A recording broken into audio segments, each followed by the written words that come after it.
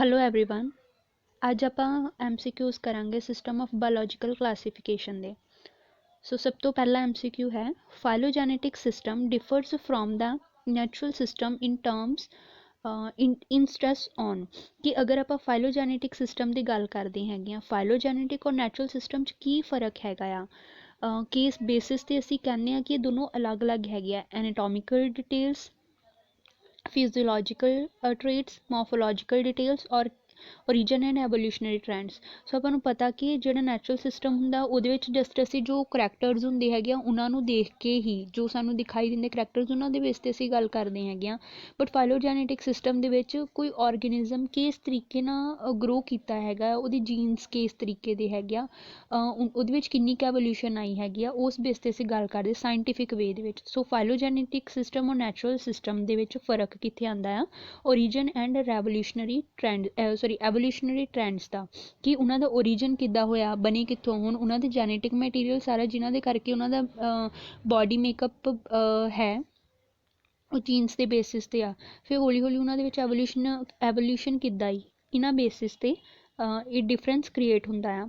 Next ਹੈ in the artificial system of classification. First option है large number of the characters are taken into consideration कि बहुत सारे करैक्टर्स देखे जाते हैं। बी है correlated characters are relied on, सिर्फ कुछ कुछ मेन करैक्टर्स नूं ही देखते हैं। Physiological characters are relied on, physiological characters देखते हैं, फिजिकल स्ट्रक्चर बेस ते असीं गल करते हैं। One or few morphological characters are considered कि कुछ मॉर्फोलॉजिकल करैक्टर्स की भी असीं गल करते हैं। सो अपनी ऑप्शन आएगी ऑप्शन डी कि आर्टिफिशियल सिस्टम असी फिजिकल स्ट्रक्चर तो देखते ही है, कुछ हद तक मॉर्फोलॉजिकल करैक्टर्स की भी गल कर ली जाती है, मतलब कुछ इंटरनल फीचर्स कई ऑर्गेनिजम्स के इंटरनल फीचर्स की भी असी गल करते तो आर्टिफिशियल सिस्टम ऑफ क्लासीफिकेशन आ गया। One or few morphological characters are consider कि कुछ को मॉर्फोलॉजिकल करैक्टर्स असी मैंशन कर सकते हैं विच। थर्ड है organisms are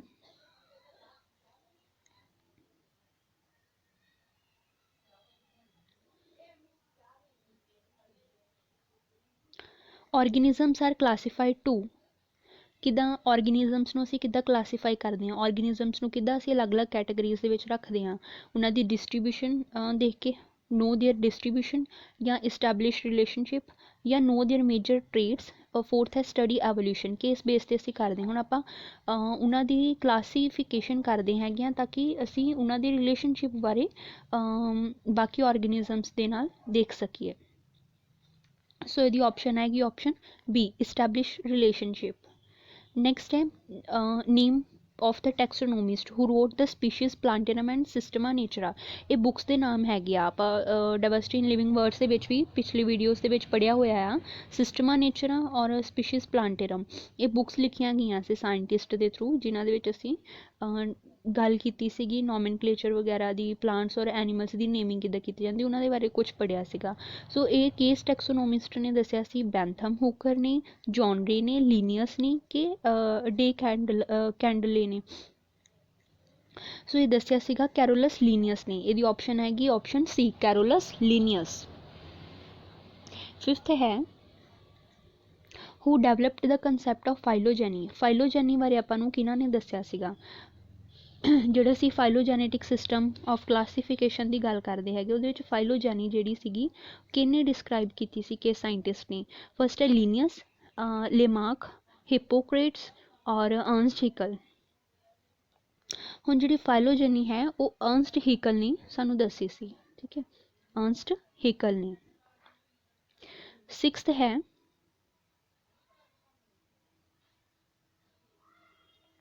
classification reflecting the evolutionary interrelationship of the organisms called कि ਜਿਹੜੇ एवोल्यूशनरी रिलेशनशिप्स के बेस ते असी ऑर्गेनिजम्स की गल करते हैं, उन्होंने क्लासीफिकेशन करते हैं, वो किहड़ी हुंदी आ phylogenetic, artificial classification, natural classification कि न्यूमैरिकल क्लासीफिकेशन। हुण इहदी आएगी फाइलोजेनेटिक क्लासीफिकेशन क्योंकि इन्हां दे विच असी जीन्स बारे भी पढ़ते हैं, एवोल्यूशन के बारे भी पढ़ते हैं। So phylogenetic classification option A correct है।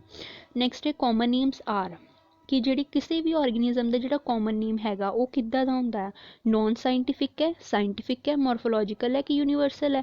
ਹੁਣ ਉਹ ਹੁੰਦਾ ਹੈ ਨੋਨ ਸਾਇੰਟੀਫਿਕ ਕਿ ਉਹਦੇ ਵਿੱਚ ਤਾਂ ਕੋਈ ਕਾਮਨ ਨੇਮ ਦੇ ਵਿੱਚ ਤਾਂ ਕੋਈ ਸਾਇੰਟੀਫਿਕ ਮੈਥਡ, ਕੋਈ ਸਾਇੰਟੀਫਿਕ ਚੀਜ਼ ਜਾਂ ਕੋਈ ਸਾਇੰਟੀਫਿਕ ਵਰਡ ਅਸੀਂ ਯੂਜ਼ ਹੀ ਨਹੀਂ ਕਰਦੇ ਹੈਗੇ। ਕਾਮਨ ਨੇਮ ਤਾਂ ਕਾਮਨ ਹੀ ਹੈਗੇ ਆ, ਜਿੱਦਾਂ ਕਿ ਟਾਈਗਰ, ਕਰੋ, ਕਾਓ, ਇਹ ਕਾਮਨ ਨੇਮ ਹੈਗੇ ਆ। ਹੁਣ ਉਹਨਾਂ ਦੇ ਸਾਇੰਟੀਫਿਕ ਨੇਮ ਅਲੱਗ ਹੈਗੇ ਆ, ਠੀਕ ਹੈ। ਸੋ ਜਿਹੜੇ ਕਾਮਨ ਨੇਮ ਹੁੰਦੇ ਉਹ ਕਦੀ ਵੀ ਸਾਇੰਟੀਫਿਕ ਨਹੀਂ ਹੁੰਦੇ, ਮਤਲਬ ਕੀ ਆ ਉਹ ਨੋਨ ਸਾਇੰਟੀਫਿਕ ਹੈ।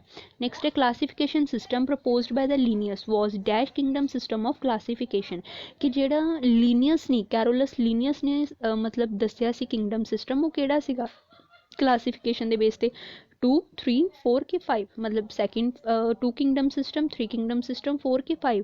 कैरोलस लीनियस ने सानू दसिया सी 2 kingdom system of classification, so 2 आएगा option A.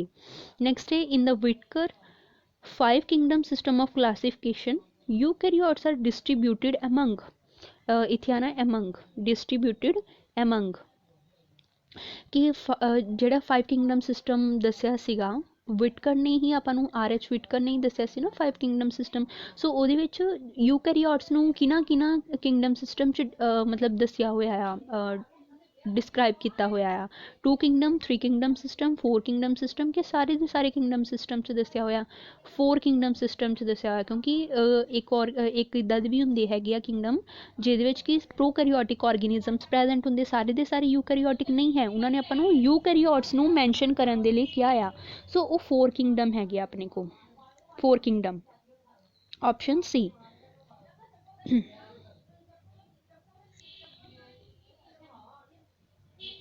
Next at 10th, which of the following characters served as the criteria for the 5 kingdom system of classification are used by the RH Whittaker, कि मतलब केड़े characters दे criteria दे base ते, मतलब केड़े characters नू as a criteria use किया गया आ 5 kingdom systems। cell structure and thallus organization, B है mode of nutrition and reproduction, C है phylogenetic relationship, D है all of these। सो इस ऑप्शन का आएगा ऑप्शन डी, कि ये सारे जिन्ने भी है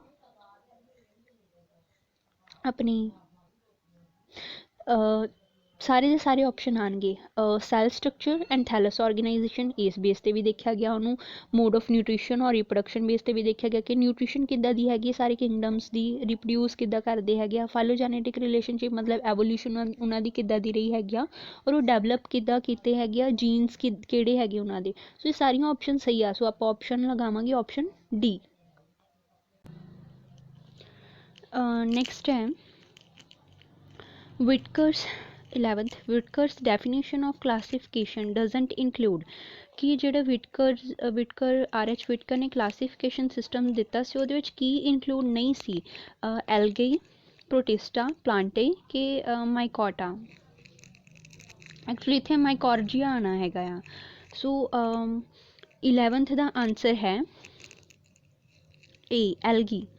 मतलब जिद्दां हुण अपने तो प्रोटिस्टा सी, मोनेरा सी किंगडम, फंजाई हो गई एंड प्लांटे और एनीमेलिया, ये 5 किंगडम सिस्टम तो आप विटकर ने आपां नूं दस दिते सीगे, बट उहदे विच जिहड़ा एल्गी सी वो किते भी नहीं आंदा सीगा। सो बाद विच 6 किंगडम सिस्टम आया। ज़्यादातर असीं उन्हां नूं 6 किंगडम सिस्टम नूं दी गल नहीं करते हैगे, बट 5 किंगडम सिस्टम ही मन्निया जांदा हैगा, ठीक है। सो 5 किंगडम सिस्टम दे विच एल्गी बारे कुछ प्रॉपर नहीं सी, इस करके ये इंक्लूड नहीं सीगा विच, ठीक है। माइकॉर्जिया आना इत्थे,